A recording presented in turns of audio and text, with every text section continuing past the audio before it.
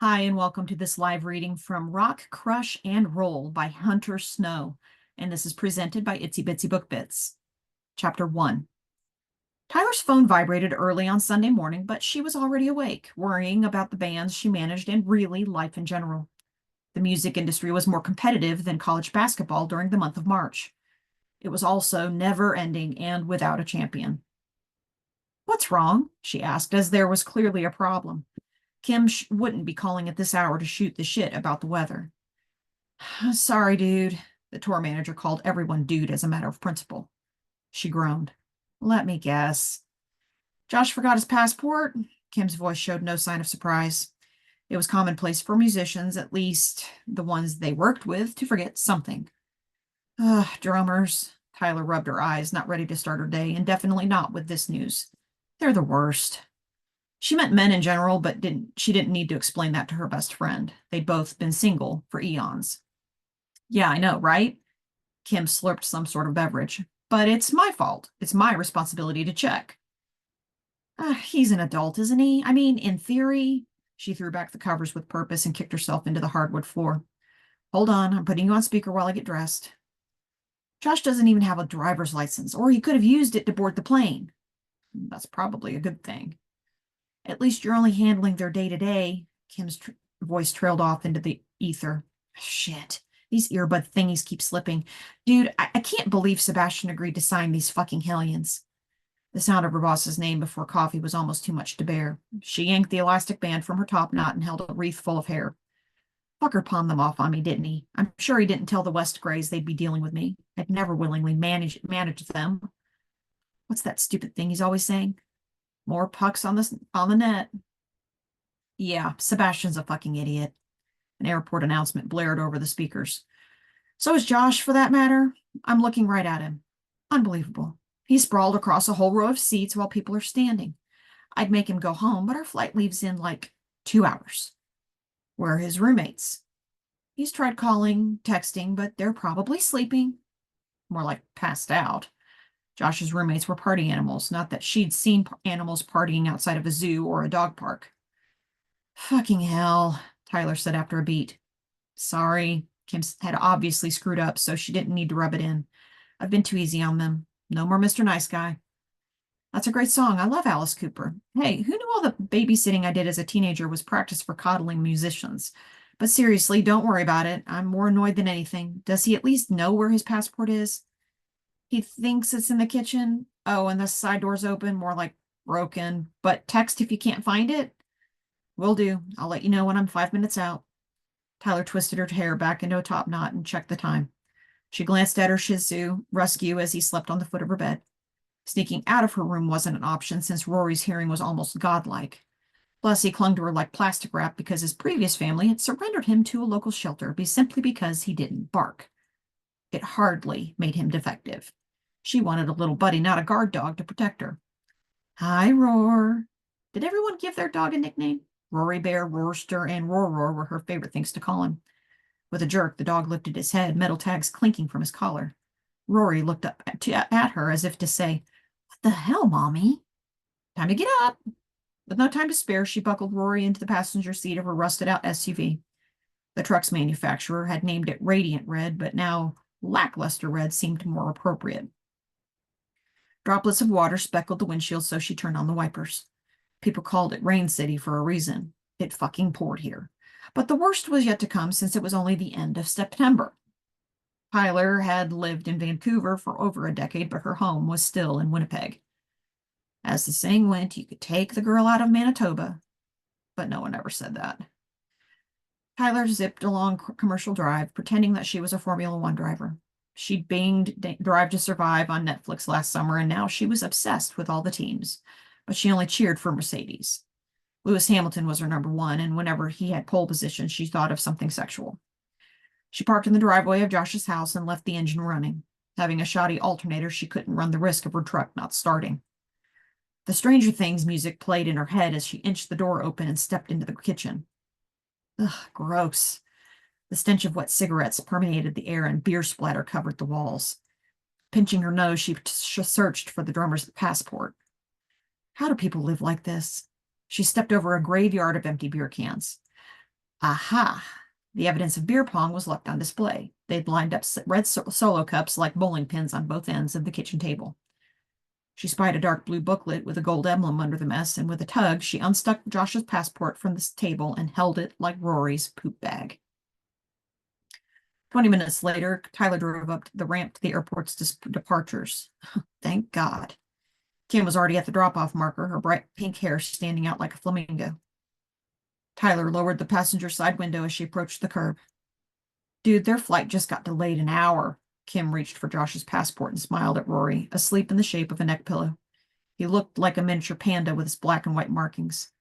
Of course it did. It was a running joke around the office that Air Canada wasn't happy unless you were unhappy. Rory, wake up, it's Kim. Hey, buddy, Kim whispered, and the dog thumped his tail against the seat. Rory liked everyone, but he played favorites with his mom's bestie. Any plans for today? Tyler checked her watch. Just working from home. Kim rolled back the rim of her coffee cup. You're supposed to be working for the weekend, not on it, says the person going on tour. Slim pickings out there. Kim made a pouty face and chucked her cup into the recycling can. Believe me, the West Grays aren't on my top 10 list. I miss Letterman. She picked at the worn vinyl on her steering wheel. The West Grays are super high maintenance. You're going to have to burp and feed them. I draw the line at bathing them. Kim's stark brown eyes seemed to lighten when she laughed. Anyway, enough about them. Dude, if you ever want to meet someone, you'll have to put yourself back out there. Online dating was simply out of the question. Last year, while she was standing in line at a coffee shop, she'd watched in amazement as a guy who was barely a 5 swiped left on girls who were 10s. What hope did any woman have if anything less than perfection was the standard? Tyler grinned. I know for a fact you haven't had a date this year. Kim covered a yawn with the back of her hand. True, but I don't want a baby or a husband. You're 27. There's lots of time. Try telling that to my mother. Mrs. Tanaka didn't approve of her daughter's line of work or her pink hair. Kim had often complained about being a child of hardworking immigrants. Their parents had expected her to be married with children by now, not telling bands what time they had to meet in the hotel lobby. Tyler tapped her lips. You know, I'm thinking about having a kid on my own. Like with a sperm donor or sex with a stranger. Shh. She held her index finger to her mouth and whispered. I'm thinking about freezing my eggs, but it's 10 grand. Fuck it. Kim shrugged a shoulder. Just go to the Roxy. Hard pass. She gave Rory a boop on his nose. Even the bartenders are musicians there. No fucking thanks. The Roxy Cabaret was famous for last call hookups and morning regrets. It was no secret that hockey teams and touring artists always made a stop there. Shit, I forgot to tell you, my indie band got that opening slot. I heard. Those guys are all over Insta. I love that name. Yes Town. Kim tapped Josh's passport against the truck's windowsill. Any last words of wisdom for these knuckleheads? Tyler shook her head once. I don't have that kind of time. She sat upright and gripped the steering wheel like she was driving through a whiteout. Tell Josh not to ask for any favors. He's on my shit list. Kim nodded, stepping back from the curb. I'll tell him to send you flowers. He shouldn't waste his money. I saw his house. She honked twice, and Rory shook his head, ears flapping. Have a safe trip and text when you land. Her babysitting job was a permanent position, but without benefits. Driving home from the airport, Tyler sucked in a breath of air. Shit, the invoices. The office had been busier than usual during the week, and it had fallen off her list of priorities. With it being month end, she needed to check it off her to-do list before the morning. A quick detour, then home, she told Rory, scratching him behind the ears. Who wants to go to the office? Rory wagged his tail. The Sebastian Dumas management office was in the sketchiest part of town. Last month, several random stabbings had taken place in the downtown east side, putting everyone's safety in jeopardy. Tyler parked in the office's secured garage and climbed 2 flights of stairs. She unclenched the keys from her knuckles and unlocked the door, punching in the alarm code 2112. Once inside, Rory sniffed around in search of his colleagues, but the office was as empty as Rogers Arena during the playoffs. Tyler needed a coffee fix, so she dropped off her shit in her office. It would take a cup the size of her head to get her brain working properly. She headed toward the kitchen, Rory's collar jangling as he trotted along beside her. Come on, buddy. She ran ahead of him, but he blasted off in a full sprint. Fast fucker. Rory waited in the kitchen, the cookie room. He demanded one for finishing first in the race to the kitchen. Once cookie time was over, she scooped 5 tablespoons of generic coffee into the paper filter and poured tap water onto the dispenser. Sebastian cheaped out on everything and proudly called himself a miser. The letterhead read SDM because it used less ink than Sebastian Dumas Management. She poured a cup of coffee while singing Dolly Parton's 9 to 5 poorly, opened the fridge, and searched for a container of soy milk with her name on it. She'd bought it herself since SDM didn't provide employees with extras. But there it sat in the blue bin, empty, crumpled, and disregarded. Fucking interns. At least they'd recycled it. Back at her desk with a cup of bitter black coffee, Tyler powered on her computer with confidence. As a rule, she returned her messages within the hour, but any longer posed a problem. There were only 2 reasons for her being unresponsive. The location didn't have Wi-Fi, or she was dead in a ditch. You shouldn't be texting while driving. Where to start? She smiled at Rory, but he couldn't help even if he wanted to. She could barely help herself since math wasn't her strong suit. Last year, when their receptionist quit without notice, the administrative duties fell into Tyler's portfolio. Sebastian had told her that she'd learned from the experience, but it was just a lame excuse for more free labor. She'd already been there for 14 years and was ready to move on, but her boss had threatened to ruin her career, and he kept promises if it meant hurting people. Of course, her dad had warned her about Sebastian's antics before she'd started her internship at SDM.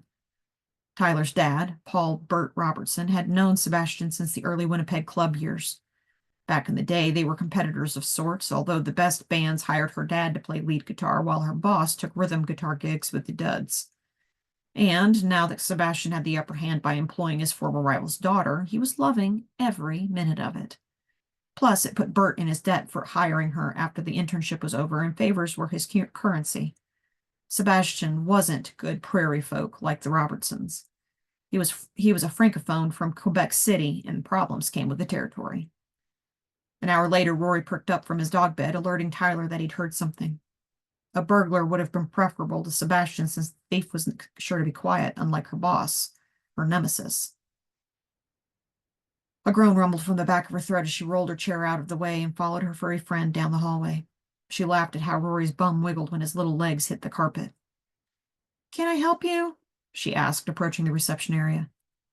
"Hi," a cute guy said with a smile. He came up to Tyler's eye level and wore a dark, oversized black beanie and dark-rimmed glasses. "It's me, Cary." I'm an idiot. She hadn't recognized Cary Kingston, the most famous rock star on the planet. Of course, he wasn't always famous. Sebastian had discovered him at a dive bar in Winnipeg more than 20 years earlier. Her boss had mortgaged his house, rolled the dice on the 18-year-old guitar virtuoso, beating the house with consecutive gold records. I'm sorry, the glasses threw me." She hugged him, and it kicked her olfactory memory into gear. While she was interning, she'd met Cary, her high school crush, backstage at one of his concerts, and the lingering scent of Calvin Klein's Obsession had stayed with her for days afterwards. The person who came up with the name of the fragrance? A genius. "No worries," he said, laughing it off like it wasn't a big deal. His deep, raspy voice was 1 in a million, maybe a billion. "I wear them on purpose." "What are you doing here?" She twisted her mouth to the side. "Aren't you supposed to be in Chicago or something?" He shrugged. "I had a day off, so I came here to sort out some business." Cary lived in Los Angeles, more specifically Malibu, but he kept a place in Vancouver because he was Canadian by birth. His hometown, Brandon, Manitoba, was 2.5 hours west of Winnipeg. They call Brandon the Wheat City, and everyone eats gluten there. A sneeze drew their attention to the floor where Rory lay on his back like a suntanner in Ibiza. "Rory!" Cary dropped to his knees and scratched the dog's belly. "Who's your good boy?" "You're embarrassing me, Rory." Tyler rested her hands on her hips, aware that millions of women would have gladly traded places with her dog, including herself. "Don't you have any shame?" "No, Mom," Cary answered for him. "Hold on." He grabbed his phone. "I want to take his picture. He looks like a centerfold model." "My angel the centerfold." "I'm surprised you know that song." "I know a lot of old songs, including yours." "Funny." He winked at her, and she tried not to die. Was he still dating Emma What's-Her-Name? It didn't matter. It's not like he was going to marry her. Cary had been on the most eligible bachelors list for 20 years and counting. "Is there any mail for me?" he joked. It wasn't a serious question. Obviously, his fans loved sending him things. Some of the letters and gifts were weird, others obscene. After the unwanted items didn't sell on eBay, Sebastian donated them to charity for the tax receipt. Knock yourself out. She gestured to the Mount Everest of fan mail. There's coffee in the kitchen. Help yourself. I've had the office coffee, he complained. How about going to Artigiano? Excuse me, our coffee isn't good enough for you? No. He pulled down his beanie. It's fine. She laughed, tightening her top knot, looking for any reason to leave. It tastes like shit. Let's get out of here. After Tyler set the office alarm, she locked the door, checking it behind them. If only she'd worn something other than her Skull Skates hoodie and black leggings, but who the fuck knew she'd be running into Cary Kingston? The clouds were threatening, gray and low to the ground, as Tyler, Cary, and Rory walked down the street toward the coffee shop. He pointed to the pastel-colored building on the northwest corner of Hastings and Canby. I love the Dominion building. Look at the ornamental detail and arched windows. He raised his phone and snapped a picture. Pretty impressive for the early 1900s. I suppose, her voice came out unsure. No, never noticed it before. How's that possible? His gaze bounced to the roof. It used to be the tallest building in the British Empire. I don't know. She shrugged, thinning her lips until they disappeared. I guess I forget to look up. When they arrived at the coffee shop, only a sliver of light shone onto the patio, so no one was sitting outside. Vancouverites didn't do well in cold weather unless it was in Whistler. Let's grab a table out here, Tyler suggested. Being seen in public with Cary wasn't her idea of a quiet Sunday morning. I'll go in, he offered as his lenses darkened over his bright hazel eyes. She only agreed to let him go inside because she couldn't leave Rory on his own. He'd go anywhere with anyone at any time. Thanks. She handed him a $10 bill. I'll have a latte, please, with soy milk. I've got it, he laughed, waving at her money like it was worthless. But she handed it to him again, and he took it begrudgingly. Tyler found a table against the building for a little more privacy. Rory plopped himself on his butt under it, facing the door as if waiting for Cary. While she and Rory waited for the man they both were a bit obsessed with, Tyler opened her phone to see if she had any messages. 10 minutes later, she glanced at her watch. Rory was now lying with his head propped against his paws, looking longingly at the door. Being the best coffee shop in Vancouver, Artigiano was always busy, but the wait seemed to be longer than usual, so she peeked inside. Cary was signing autographs. How could she have thought otherwise? Busted. He caught her staring at him, and she smiled shyly. Nodding once, she flashed a thumbs up. A few moments later, Cary appeared holding 2 large ceramic cups. Rory popped up on all fours, entire body wagging in its excitement. Sorry about that. He handed her the latte and bent to ruffle Rory's fur in the process. Lucky dog. She tried not to be jealous as Cary showered him with affection. Thanks, she cradled the cup using lotus hands. No worries. She frowned at a gaggle of women who brazenly sat at the table next to them. You're good with your fans, the Kingers. He shrugged, ducking against almost bashfully as he lowered into the chair. It's my job, he said. No fans, no career. Doesn't it bother you? She scrunched her nose in revulsion. Being famous, I mean. Bother me? He shook his head. Absolutely not. Fame just means more people know me. Being famous is my worst nightmare. She paused and raised a finger, thinking of something else. Along with Burning Man, too many hippies. There's a reason I'm on the road 100 days a year. She nodded. Sebastian's always saying, as long as Cary's on tour, we're keeping the lights on around here. His gaze steadied on her face. I tour for my fans, not Sebastian. Yeah, fuck Sebastian. Hi, Cary, the gaggle shouted in unison. He twisted around and gave them a royal wave, and Tyler glared in their direction. So, what's going on at the office? He asked, not letting on that people were taking his picture. Oh, the usual, like Sebastian yelling at the interns and anyone else within earshot on the regular. Everyone in the music industry called him Sebastard, so he couldn't have cared less about his bad reputation. As an afterthought, she said, Nothing much new around here. Have you heard anything good lately? The new Billie Eilish is pretty dope. Did I just say dope? I mean, any new bands? Oh my God, there's this band from Toronto I'm in love with. She played one of their songs in her head. Tyler had inherited an incredible ear for music, but not the talent to play it. Cary smiled at the gaggle as they took selfies like Kardashians. Are we signing them? She rolled her eyes. It's a girl band. And? He took off his glasses and rubbed his eyes with his wrists. When was the last time Sebastian managed a female artist? On top of everything, her boss was a proper misogynist. Like never. Cary counted on his fingers. Yeah, I guess you're right. He blew on his coffee before taking a sip. Anything else you're listening to? There's this indie band that I'm managing myself, but Sebastian doesn't think they're any good. At first, she was pissed off that her boss didn't believe in Yes Town's music, but after some thought, she decided that she was better off without his interference. As the band's manager of record, she was going to break them, with or without him. I'd take on that girl band too, but I haven't seen them play yet. What kind of music are you looking for? He asked. Anything as long as it's good. I listen to everything. He adjusted his glasses. Well, just about. Polka, she laughed. I wish my album covers looked like that cool. She nearly spit out her coffee. Polka album covers were always cheesy, almost to the point of being good. It's all about the song, don't you think? Absolutely. What's your favorite record? I couldn't pick just one. It's like choosing your favorite kid. I mean, I'd imagine. She leaned forward, drawing her eyebrows together. Do you have a favorite? Anything by The Humbler.